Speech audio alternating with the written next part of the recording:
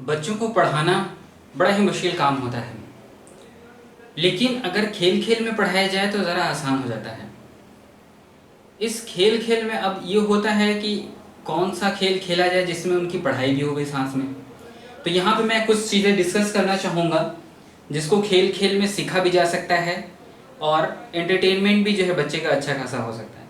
ये ज़रूरी नहीं कि छोटे बच्चों को ही सिखाया जाए, बड़े भी उनके साथ खेलेंगे तो अच्छा लगेगा। मैं खुद जो है ये खेला हुआ है बच्चों के साथ ऐसे गेम, उसमें बड़ा अच्छा लगा और सीखने का भी मिलता है। जनरली इसमें सीखने के लिए क्या क्या मिलता है वो देखते हैं। है सिंपल सा गेम, जैसे डेज ऑफ वीक, हफ्ते के दिनों को याद तो करना आसान होता ही है, लेकिन अगर इसको गेम के साथ करेंगे तो इसमें होता क्या है। गेम की प्लानिंग बताते हैं कि फर्स्ट पे जो है हम बड़े जगह पे, जिस पे हम हर एक पे एक आदमी आसानी से रह सके या फिर जो है दौड़ सके इस पे, तो फर्स्ट पे इस तरह का एक ग्राफ बना टेबल बना लेंगे जिसमें Sunday, Monday, Tuesday, Wednesday, Thursday, Friday, Saturday लिख देंगे।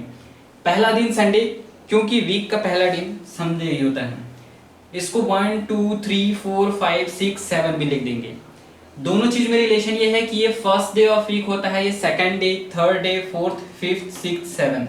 इससे क्या होगा, खेल के दौरान बच्चे को ये भी पता चलेगा कि संडे जो है वो फर्स्ट डे है, मंडे सेकंड है, ट्यूसडे थर्ड है, वेडनेसडे फोर्थ है, थर्सडे फिफ्थ है, फ्राइडे सिक्स्थ और सैटरडे सेवंथ डे है। इनको जब खेला जाएगा तो स्टार्टिंग यहाँ से कर सकते हैं और उसमें क्या है कि आप बोल सकते हैं कि संडे पे जाओ तो वहीं पे खड़ा हो जाएगा। कह रहे हैं कि जो है कि थर्सडे पे जाओ तो वो दौड़ के आके यहाँ पे थर्सडे। गेम को और ज़्यादा कॉम्प्लेक्स बनाने के लिए कर सकते हैं कि पहले ये पूरा लिख के रहेगा कि ये डेज हैं, ये नंबर में एक्सप्रेशन है।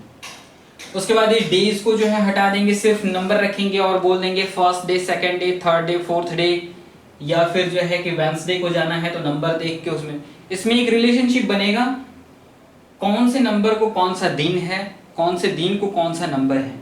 ये जनरली कॉम्पिटिटिव एग्जामिनेशन भी पूछा जाता है, first day, fourth day of the week, fifth day of the week. तो ये बचपन से खेल के साथ साथ जो है कंपटीशन लेवल तक के लिए भी जो है इसमें तैयार हो जाएगा।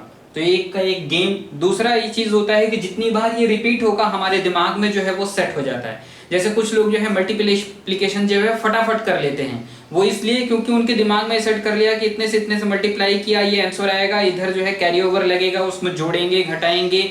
ये डेली प्रैक्टिस से आता है, एक बार में कुछ नहीं होता है। तो इस गेम में खेलने के साथ मजा भी आएगा और साथ में ये रहता है कि अगर हम थर्सडे से 2 डेज बैक जा रहे हैं, वेडनेसडे से 1 डे फ्रंट जा रहे हैं, ट्यूसडे से जो है बैक 3 डेज बैक जा रहे हैं, तो कौन सा डे आएगा, इन सारी चीजों का ज्ञान हमारे दिमाग में होता है। एक सेट हो जाता है कि अगर हम 3 दिन बैक गए, 2 दिन आगे गए, 1 दिन पीछे गए तो कौन सा डे आएगा। और इससे एक चीज ये क्लियर हो जाती है और दिमाग में एक मैप भी जो है बन जाता है कि वीक ऑफ डेज बच्चे के दिमाग में हो जाता है। उस तरह से बहुत से ऐसे कॉम्पिटिटिव एग्जामिनेशन में क्वेश्चन पूछते हैं तो इनको लगाना जो है ज्यादा आसान हो जाता है।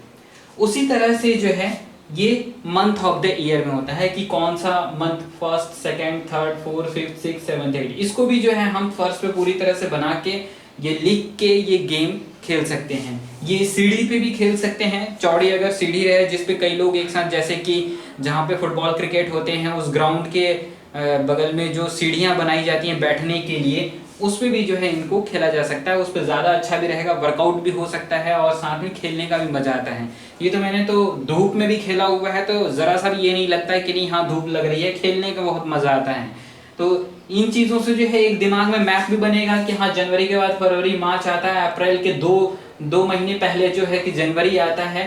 तो मेन चीज इसमें होता है कि एक सीधे सीधे जाना, रैंडमली जाना, ये 2 चीजें हमारे दिमाग में वो सेट हो जाती हैं ऐसे गेम को खेलने के लिए।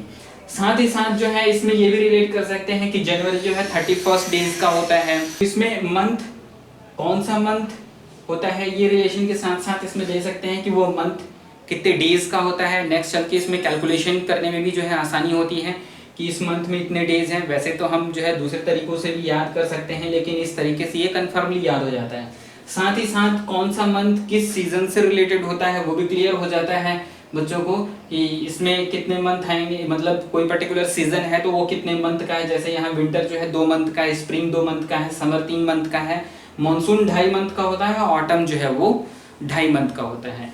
तो इस गेम को खेलने से फायदा ये होगा फाइनली कि दिमाग में इन सभी गेम से एक डेज और मंथ का जो है एक मैप बन जाता है, एक सॉलिड मैप बन जाता है। तो क्वेश्चन अगर इसमें पूछा जाता है या फिर हमें कोई चीज कैलकुलेट करना होता है कि अक्टूबर के 4 महीने पहले कौन सा मंथ आएगा, वो कितने कितने डेज का होगा, ये सारी चीजें जो है एक याद हो जाती है, मुंजबानी हो जाती है। मेन टाइम की ही वैल्यू होती है कि आपको अगर डेटा पहले से ही कलेक्टेड है, वो अच्छी तरह से आ रहा है, तो कैलकुलेशन करना ज़्यादा आसान होता है।